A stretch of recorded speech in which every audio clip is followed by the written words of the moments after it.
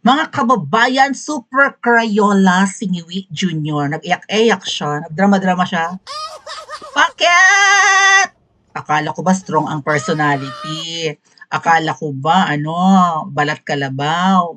Akala ko ba hindi madaling mapikon kahit na binabatikos na ang kanyang administrasyon? Bakit nag-iyak-iyak? Oh, at sa pag-iyak niyang ito, naging emotional daw si Ngiwi eh. Alright? Saan siya naging emotional?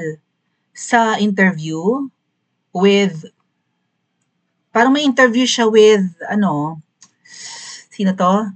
Vicky Morales. Right, meron? Maybe search ko, no? Bago ko basahin tong post ng, ng Bilyonaryo Channel. Dali Ah, Bongbong Marcos, Vicky. May interview siya nakita ko eh. Morales. Okay. Tingnan nga natin baka mahanap ko ng bongga-bongga. Dito ba siya nag-iyak-iyak? Yan interview niya, oh. No, because I see people having a hard time. Oh, ayan, yan, yan, yan. And Baka dito nga. and they don't deserve it. Mabuti ba kung Teka, masamang yung tanong, tao yung yan? tanong, yung tanong. You're teary-eyed. I'm sorry? You're teary-eyed? Are you teary-eyed? Yes, because I'm very upset. No, because I see people having a hard time. And and they don't deserve it. Mabuti ba kung masamang tao yan? Dapat parusahan. Hindi naman eh. Walang ginawa yan kundi magtrabaho. Kundi mahalin ang pamilya. Ba't mo paparusahan? Para magpayaman ka? That makes no sense to me. Doon nga siya nag-crying time mga ate at kuya. Meron siyang podcast na naman. Baka i-upload to sa YouTube. Well, naka-upload sa Presidential Communications Office na kung saan ay binatikos ni Mike Enriquez. Was it Mike Enriquez? No, Mike Enriquez. Mike Abe. Right? Na marami daw parang corruption sa PCO. Yung tinanggal na si Mike Abe. So nag-iyak-iyak siya. Bakit daw parurusahan? Oh, ang dapat daw parusahan yung nagpapahirap sa tao, something like that. Ano ba sinabi nga ulit? Kung bakit siya teary-eyed? Deserve it. Mabuti ba kung masamang tao yan? Dapat parusahan. Kung masamang tao, dapat parusahan. Ngiwi, ang sinabi mo lang sa mga nangurakot ng flood control projects, mahiya naman kayo. Tama? Nung sona niya? Nasabi, sa mga nangurakot ng kimi-kimi flood control projects, mahiya naman kayo. Ayaw mo ang parusahan, masasamang tao yun. Tapos ngayon magdadadrama ka. Buti sana kung masamang tao itong mga binabaha, something like that. 'Di ba? O, pwedeng dapat parusahan, wala namang ginawa sa inyo to. Bakit kinukurakot nyo yung pera ng flood control projects? Oh, nobody is more important than the Philippines. Isang matapang na paninindigan ni Yui, abangan ang yada yada yada yada yada yada. So doon pala siya naging emotional. Ngayon parang nagbigay ng, dito ba to? Dito ba yan? Anyway, may dito, may parang, yan, may picture nga si Ngiwi na umiiyak. And then, sabi naman ni Quezon yata, si Lacson. Si Lacson, we have your back, Mr. President. Oh, we got your back. Ganan. Senator Panfilo Lacson expressed his full support for President Ferdinand Marcos Jr. as he vowed to help expose and gather solid evidence against those behind the alleged corruption in flood control projects. We feel you, Mr. President. Siguro ba yung nag-i-emo siya, no? Iyak-iyak siya, no? Naramdam ka namin, sabi ni Ping Lacson. You have given me and my team the firm resolve to do our part in exposing it. Parang di ba ako? Even compiling solid.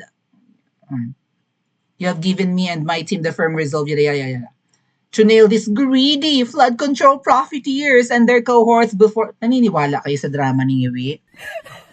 Plus yung sympathy and empathy ni Ping Lacson sa kanya. Nakakaawa raw ang mga tao, bakit naman pinaparusahan, bakit binabaha. Ikaw ang leader ng bansang ito. Okay, pag may nabasa sa nakasakay sa bangka mo, hindi yung magdadadrama ka.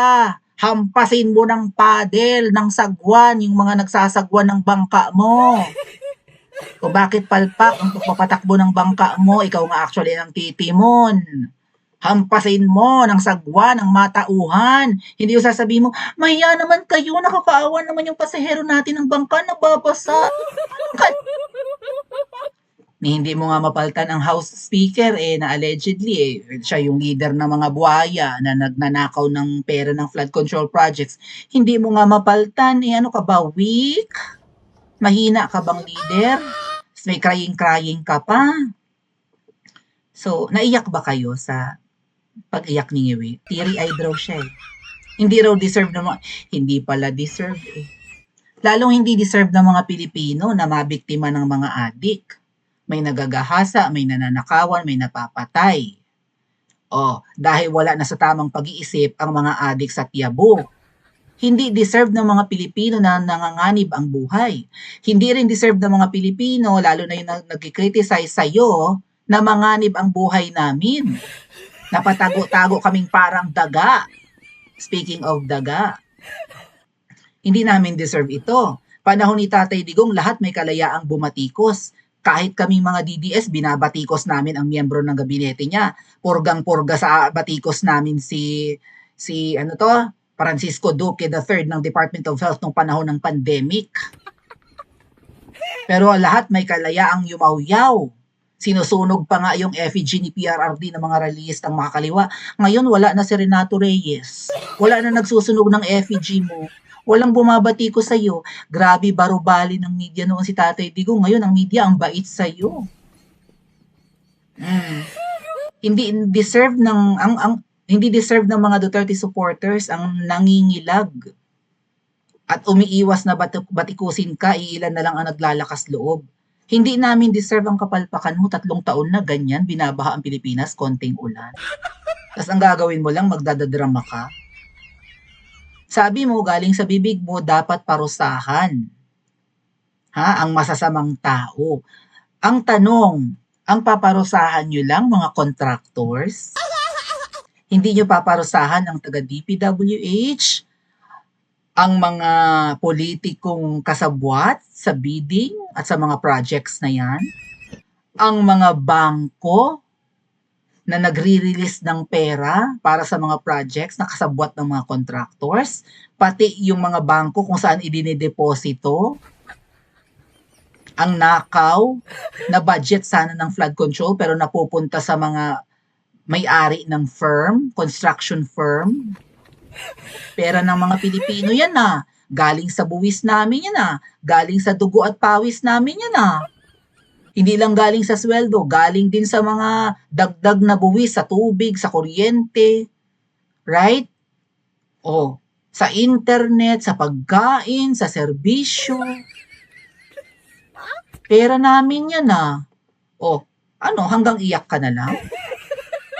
Hindi kaya mga kababayan, itong pag-iyak-iyak ni Marcos Jr., kaya siya naging emotional. Kayo nga ang pumili. A, nagdadrama siya para iparamdam sa mga Pilipino na mabuti siyang leader at siya'y maawain? Or desperado na siya? Kasi hindi na niya makontrol itong mga nakawan na ginagawa ng nasa ibaba. Kasi kaya naman nagagawa ng nasa ibaba, ay baka yung nasa itaas involved din sa nakawan. Tama? Hindi kaya worried na rin siya na any day, anytime from now, nasa Cambodia siya ngayon, nasa galaan na naman. Recorded to yung kanyang vlog. Yung podcast niya ito with Vicky Morales. Recorded to. Naglalakwat siya, after magdrama, naglakwat siya. Ano kaya mapapala niya sa Cambodia? Magulo sa Cambodia 'Di ba? Yung gilid ng Bangkok na nakadikit sa Cambodia, may martial law na. Naggigirian, nagbabatuhan na ng mga may digmaan, some kind of a conflict, no? I think ang Cambodia nga at ang Thailand. Naglalakwat siya ka pa diyan.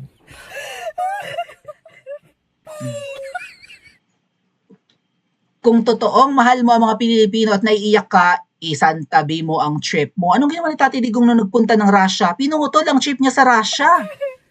Dali-daling umuwi. I think nung may kaguluhan sa Marawi yun, mga kababayan. Umuwi. Kinat ni PRRD ang kanyang trip sa Russia, nagmadali. Hindi tinapos. Like halimbawa, 5 araw doon, ginawa na lang sigurong 2 days. Dahil nga may emergency. Aba ay buhay ang nakasalalay sa baha na ito at sa mga nanakaw. Ay maglalakwatsa ka muna. Kumbinsido ba kayo sa kanyang pag-iyak? Naawa ba kayo sa kanya? Mahal ba niya ang mga Pilipino? Pa-comment po sa comment section at mag-like and subscribe din po kayo.